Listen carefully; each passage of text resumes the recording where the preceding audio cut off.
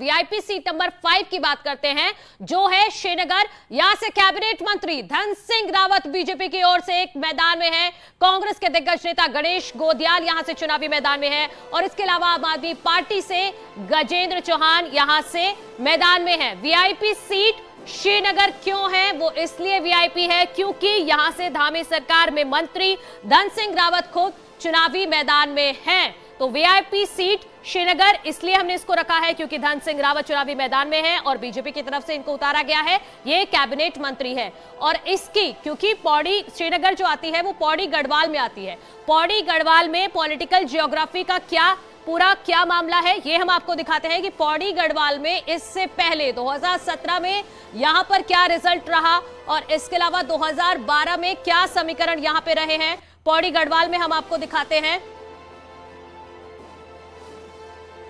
ये पौड़ी गढ़वाल का मैं आपको बताती हूं कि पौड़ी गढ़वाल में यहां पर 6 सीटें हैं। पौड़ी गढ़वाल में 6 सीटें हैं जिन पर फिलहाल तो बीजेपी ने 6 सीटों पर कब्जा जमाया हुआ है। तो आप समझिए कि पौड़ी गढ़वाल में तो पूरी तरह से बीजेपी का ही कब्जा रहा है। 51.91% के साथ यहां पर बीजेपी ने कब्जा जमाया हुआ है। 2017 के रिजल्ट कहते हैं और 2012 के रिजल्ट यहां पर क्या कहते हैं कि बंटवारा हो गया। 6 सीटें 3 बीजेपी के खाते में तो 3 कांग्रेस के खाते में यहां पर नजर आ रही है 2012 में।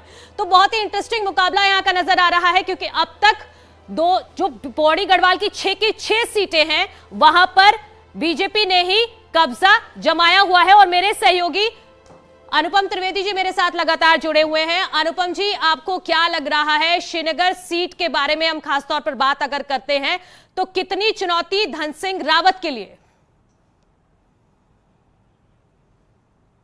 देखिए, मुझे लगता है श्रीनगर में बहुत कड़ा मुकाबला रहेगा मनु, क्योंकि वहां से कांग्रेस के जो प्रदेश अध्यक्ष है गणेश गोदियाल वो भी अपनी किस्मत आजमा रहे हैं।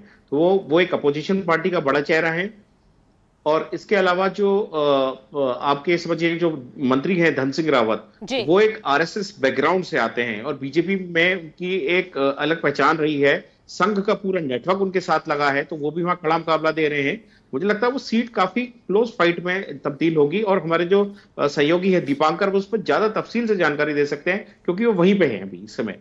हाँ ठीक है, सुनील आपके पास भी आती हूँ, फटाफट आप बताइए कि क्या मुद्दे हैं श्रीनगर के, कितनी टफ फाइट, क्योंकि अनुपम जी कह रहे हैं टफ फाइट है।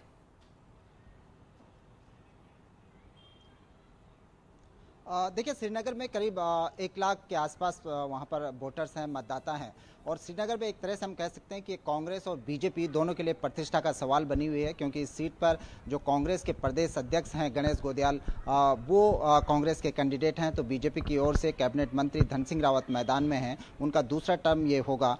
लेकिन यहाँ पर एंटी इनकम्बेंसी का भी बीजेपी को सामना करना पड़ सकता है, खासकर जो इंटीरियर क्षेत्र हैं श्रीनगर कॉन्स्टिट्यूंसी के, वहाँ पर बीजेपी को कई मामलों में, चाहे वो सड़कों की बात करें, जिस तरह से दीपांकर अभी बता रहे थे मेडिकल कॉलेज की वहाँ पर बात है, शिक्षा और स्वास्थ्य से जुड़े हुए तमाम मुद्दे हैं जहां पर। ठीक है, तमाम ये बिल्कुल तमाम मुद्दे हैं। बहुत शुक्रिया आपका सुनील।